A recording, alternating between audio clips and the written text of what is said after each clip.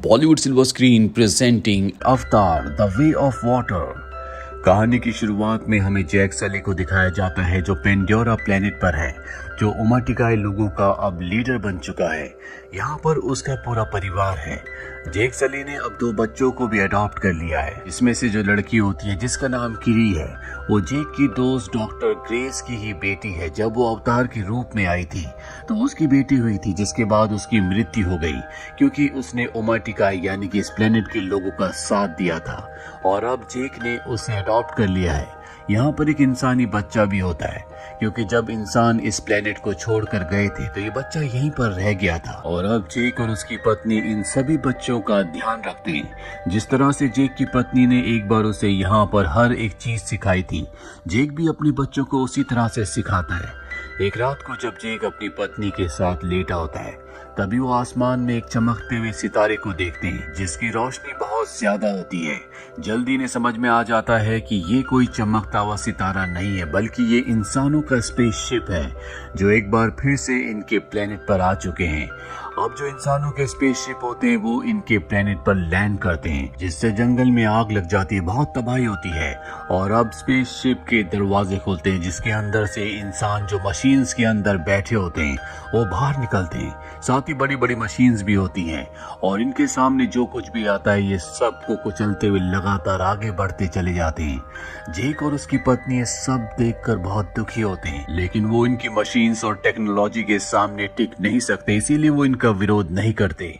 वहीं हमें इंसानों की लैब में दिखाया जाता है जहाँ पर बहुत सारे अवतार होते हैं और वहाँ पर जैक सली का भी अवतार होता है जो अभी अभी होश में आया होता है और वो पूरी तरह से बेकाबू होता है। उसे बताया जाता है कि आप कर्नल हैं, आपको मार दिया गया था, जिसके बाद हमने आपके डीएनए से इस अवतार को बनाया कि आप इस प्लेनेट पर आराम से सरवाइव कर सको। दरअसल इंसानों ने इस प्लेनेट की तरह के लोगों के बहुत सारे अवतार बनाए होते हैं क्योंकि इस बार वो किसी भी कीमत पर जंग को जीतना चाहते हैं। वहीं हमें जैक सली और उसकी पत्नी और उनके लोगों को दिखाया जाता है जो इंसानों की एक ट्रेन को तबाह कर देते हैं जिसमें बहुत सारे हथियार और इंसानों के लिए खाना होता है। जैक अपने साथियों के साथ उनके हथियारों पर भी कब्जा कर लेता है और अब जब ये बात कर्नल को पता चलती है तो कहते हैं कि हमें जैक को खत्म करना होगा। वो इस ग्रह के लोगों का लीडर है, उसी के कहने पर यहाँ पर सब कुछ होता है।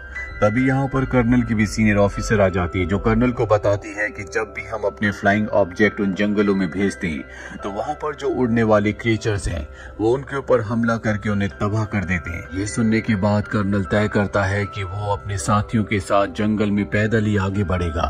और जब वो अपने साथियों के साथ जंगल में पैदल आगे बढ़ रहा होता है तो वहाँ पर जैक के बच्चे होते हैं जो उन सब को देख लेते हैं। वो अपने पिता को इन्फॉर्म करते हैं पर अब इंसान उनके सामने है, पर इससे पहले कि वो उन्हें हार्म कर दे यहाँ पर जैक सली की पत्नी आ जाती है जो उनके ऊपर हमला करती है। हालांकि वो अपने बच्चों को बचा लेती है, लेकिन कर्नल और उसके साथी उसके उस बच्चे को अपने साथ उठाकर ले जाते हैं जो इंसानी बच्चा है जो इसी प्लेनेट पर रह गया था, जिसे जैक ने और उसकी पत्नी ने बाद में अडॉप्ट किया था। जैक और उसकी पत्नी अपने बेटे के लिए बहुत ज्यादा परेशान है, लेकिन जैक अपनी पत्नी से कहता है कि हमें इस कबीले को छोड़कर जल्द से जल्द यहाँ से जाना होगा।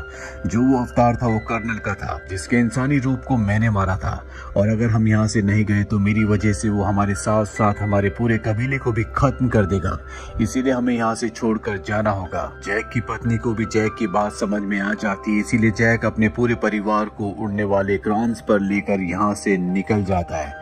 वही हमें जैक के उस बेटे को दिखाया जाता है जिसे कर्नल अपने साथ पकड़ कर ले गया था, जिसका नाम स्पाइडर है। उसे इंसान टॉर्चर कर रहे होते हैं क्योंकि वो जैक के कबीले का एग्जैक्ट पता जानना चाहते हैं, पर वो उन्हें कुछ भी नहीं बताता। तभी वहां पर कर्नल आ जाता है और वो कहता है कि ये इंसान है, इसे हमें टॉर्चर नहीं करना चाहिए। जिसके बाद वो स्पाइडर को बताता है कि मैं तुम्हारा असल पिता हूँ।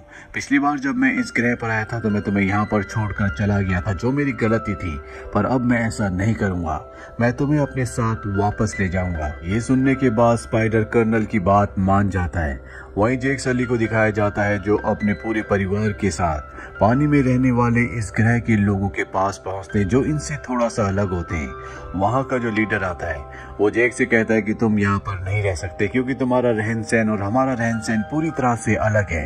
हम पानी में रहते हैं और तुम जंगल में। जैक लीडर को समझाता है कि इस वक्त मुझे तुम्हारी मदद की जरूरत है, मेरे परिवार की जान खतरे में है, हमें यहाँ पर कुछ वक्त रहने की इजाजत दे दी जाए।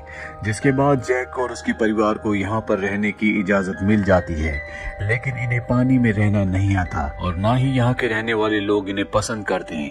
अगली सुबह दिखाया जाता है जहाँ पर जैक की बेटी किरी को यहाँ के बच्चे परेशान कर रहे होते हैं और तभी यहाँ पर जैक के दोनों बेटे आ जाते हैं जो उस परेशान करने वाले बच्चे को बुरी तरह से मारते हैं। जैक यहाँ पर आ जाता है और अपने बेटे को डांटता है कि तुम्हें उन बच्चों के साथ लड़ाई झगड़ा नहीं करना चाहिए था, वो यहाँ के लीडर का बेटा है, इसीलिए तुम्हें उससे माफी मांगनी होगी। जैक का बेटा ना चाहकर भी उसके पास जाता और उससे माफी मांगता है। लीडर का बेटा कहता है आओ मैं तुम्हें खास जगह ले चलूं, और वो जैक के बेटे को पानी की गहराइयों में ले जाता है जहाँ पर एक बहुत ही खतरनाक मॉन्स्टर रहता है और उसे वहाँ छोड़कर चला जाता है। जिसके बाद वहाँ पर वो मॉन्स्टर आता है जो जैक के बेटे के ऊपर हमला कर देता है। वो अपनी जान बचाने के लिए इधर उधर भागना शुरू करता है, लेकिन पानी के अंदर उसकी स्पीड इतनी ज्यादा नहीं होती और इससे पहले कि वो मॉन्स्टर उसे खाता यहाँ पर एक दूसरा पानी का बड़ा मॉन्स्टर आता है जो उसे मार देता है। जैक की बेटे की पानी में रहने की वजह से सांस रुकना शुरू हो जाती है जिस वजह से वो बेहोश हो जाता है और जब उसे होश आता है तो पानी के ऊपर होता है। वो देखता है कि वो उसी मॉन्स्टर के ऊपर लेटा हुआ है जिस मॉन्स्टर ने छोटे मॉन्स्टर को मार दिया था। दरअसल इसी ने उसकी जान बचाई है। जैक का बेटा देखता है कि उसके शरीर में बड़े बड़े हथियार अंदर गए हुए हैं जिनसे उसे बहुत तकलीफ हो रही होती है। जैक का बेटा उन हथियारों को निकाल देता है, जिसके बाद ये मॉन्स्टर जैक के बेटे को किनारे पर छोड़ आता है। वहीं लीडर को पता चल जाता है कि उसके बेटे ने जैक के बेटे को पानी की गहराइयों में मॉन्स्टर के पास छोड़ा था, इसीलिए वो अपने बेटे को सजा देना चाहता है। और जैक का बेटा उसे बचाने के लिए झूठ बोल देता है कि ये मेरा आइडिया था, मैं ही गहरे पानी में जाना चाहता था। ये सुनने के बाद लीडर के बेटे को बहुत शर्मिंदगी महसूस होती है क्योंकि वो उसे मरने के लिए वहां पर छोड़ आया था, जबकि उसने उसे बचा लिया। और अब जैक का बेटा भी यहाँ के बच्चों का अच्छा दोस्त बन जाता है। जिसके बाद वो उन सबको बताता है कि पानी के बड़े वाले मॉन्स्टर ने मेरी जान बचाई, लेकिन उस पर कोई भी विश्वास नहीं करता। जैक का बेटा एक बार फिर से उसी मॉन्स्टर के पास जाता है जहाँ पर वो उसके साथ बहुत एंजॉय करता है। वहीं हमें कर्नल को दिखाया जाता है जो जैक को ढूंढ रहा है। वो किसी भी तरह से उसे ढूंढकर उससे बदला लेना चाहता है, लेकिन उसे नहीं पता कि जैक अपने परिवार के साथ कहां चला गया। और कर्नल ने जैक के अडॉप्टेड बेटे स्पाइडर की मदद से यहाँ के कल्चर के बारे में बहुत कुछ सीख लिया होता है।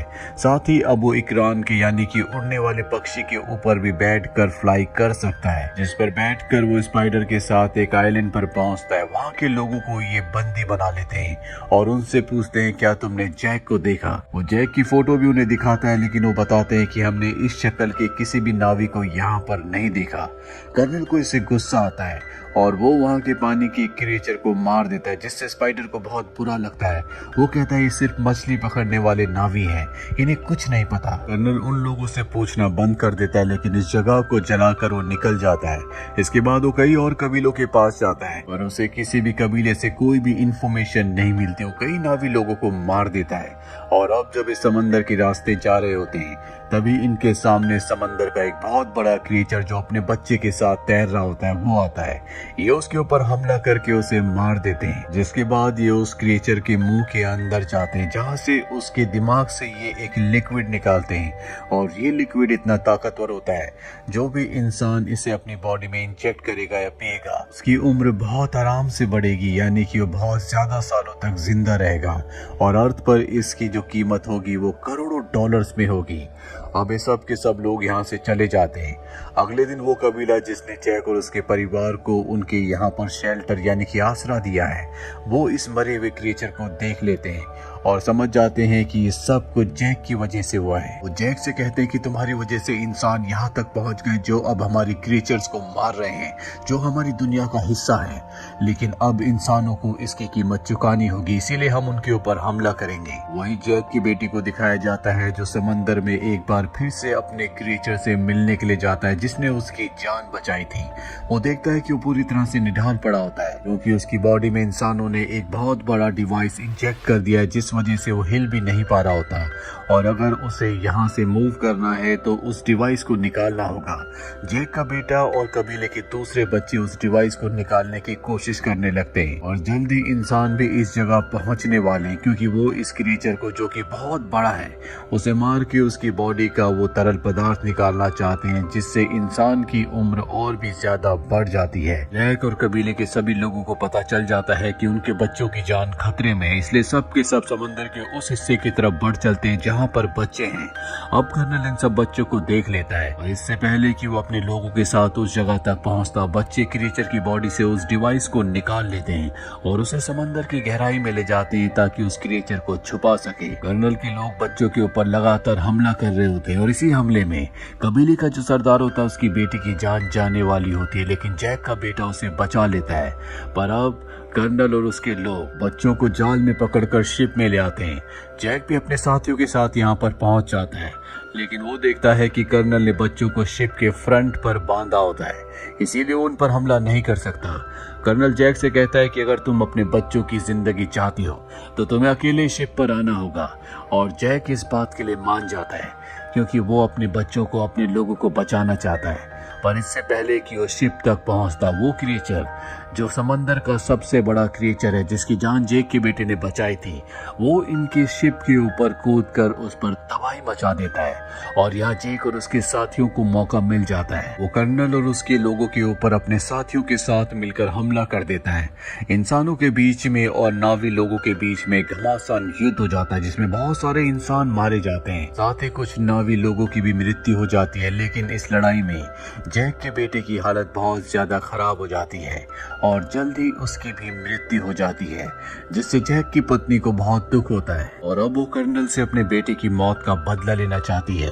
लेकिन अब भी उसका एक बेटा और एक बेटी जिसे उसने अडॉप्ट किया था, वो दोनों के दोनों कर्नल की गिरफ्त में होते हैं। जैक अपने बच्चों को बचाने के लिए जाता है। कर्नल जानता है कि जैक यहाँ पर आएगा, इसीलिए उसने उसे मारने के सारे इंतजाम किए होते हैं, लेकिन जैक एक ब्लास्ट करता है जिसमें काफी सारे लोग मारे जाते हैं, जिसके बाद वो खुद कर्नल के शिप पर आ जाता है। यहाँ पर जैक की पत्नी भी आ जाती है जो कर्नल के कई लोगों को मार देती है, और अब जब कर्नल देखता है कि उसकी हार हो रही है, उसके लोग मारे जा रहे हैं, तो वो जैक की बेटी की गर्दन पर चाकू रखकर सबको हथियार डालने के लिए कहता है। पर इससे पहले कि सब हथियार डालते, जैक की पत्नी कर्नल के बेटे स्पाइडर, जिसे बचपन से उन्होंने ही पाला था, उसकी गर्दन पर चाकू रखती है और कहती है कि मेरी बेटी को छोड़ दो। कर्नल स्पाइडर को बचाने के लिए उसे छोड़ देता है, जिसके बाद जैक और कर्नल के बीच में एक भयानक फाइट होती है और इस फाइट में कर्नल को पानी में गिरा देता है। कर्नल जब पानी में डूब रहा होता है तभी वहाँ पर स्पाइडर आता है, उसे पानी से बाहर निकाल देता है, क्योंकि उसने भी उसकी जान बचाने के लिए जैक की बेटी को, यानी कि उसी की बहन को छोड़ दिया था। कर्नल चाहता है कि स्पाइडर उसके साथ रहे, उसके साथ चले, पर स्पाइडर उसके साथ रहने से मना कर देता है क्योंकि वो बहुत ही जालिम इंसान है। उसने कई क्रीचर्स को मारा जो स्पाइडर कभी भी नहीं चाहता था, इसीलिए वो पानी में कूदकर एक बार फिर से जैक की फैमिली के पास चला जाता है, क्योंकि अब वो उन्हीं के साथ रहना चाहता है। जैक की फैमिली भी उसे एक बार फिर से एक्सेप्ट कर लेती है और अब जैक, जो जंगल की दुनिया को छोड़कर पानी की दुनिया में आ चुका है, वो अपने बेटे को आखिरी विदाई देता है जिसकी मृत्यु हो चुकी है। उसे पता है कि उसकी अब इंसानों से बड़ी जंग होने वाली है, जो इनके प्लेनेट पर एक बार फिर से आकर पूरे के पूरे प्लेनेट को हथियाना चाहते हैं। और इसी के साथ ही फिल्म, ये कहानी यहीं पर खत्म हो जाती है। उम्मीद करते हैं कि ये कहानी आपको पसंद आई होगी।